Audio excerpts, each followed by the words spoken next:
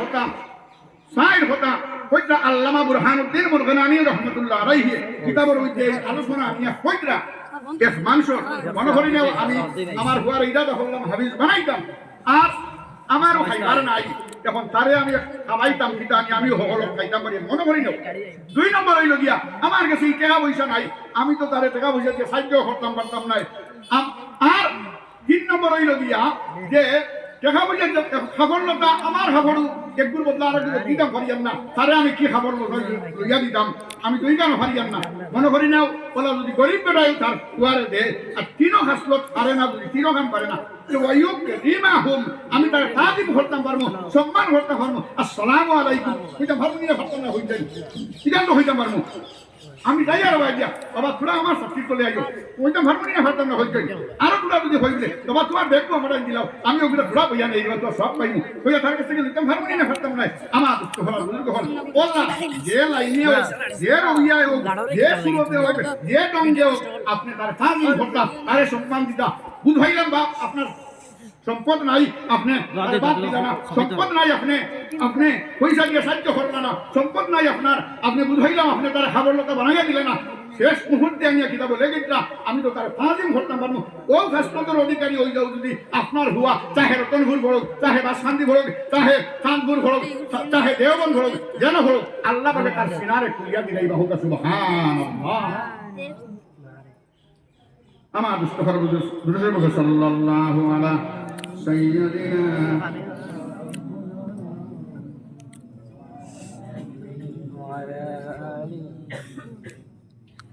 আমার মুস্তাফার বুজুর্গ হল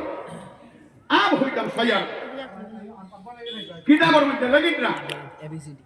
আমরা হাফিজ সাহেবের খতম জানি করবনি আর কুলাবালা হরি বুঝিয়া রাখবা, আর কুলাবালা হরি বুঝিয়া রাখবা।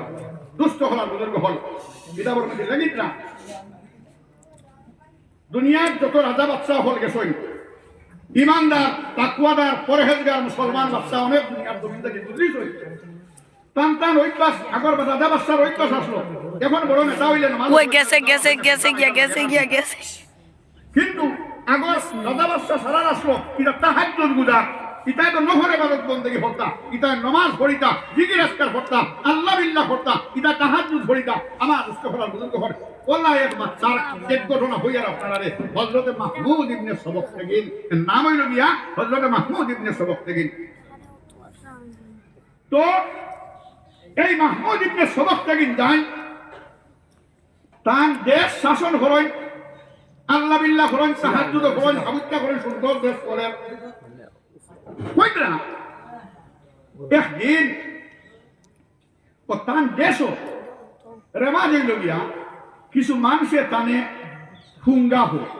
হইতে বুঝছো নি কিতাব বড় বড় বুঝে হইতে বুঝে বুঝতে না বুঝলে যার বাপর পরিচয় নাই তারা হুঙ্গা হই না।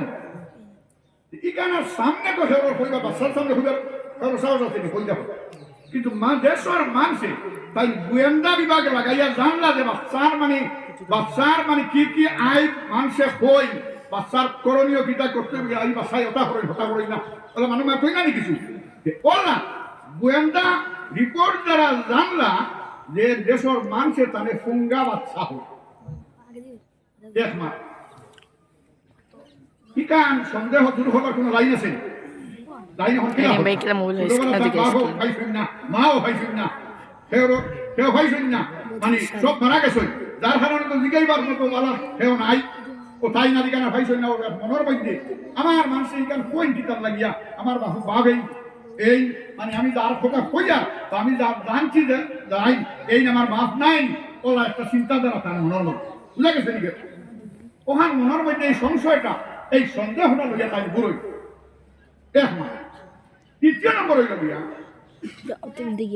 তার দেশ সব সময় আলিমহল জমাইয়া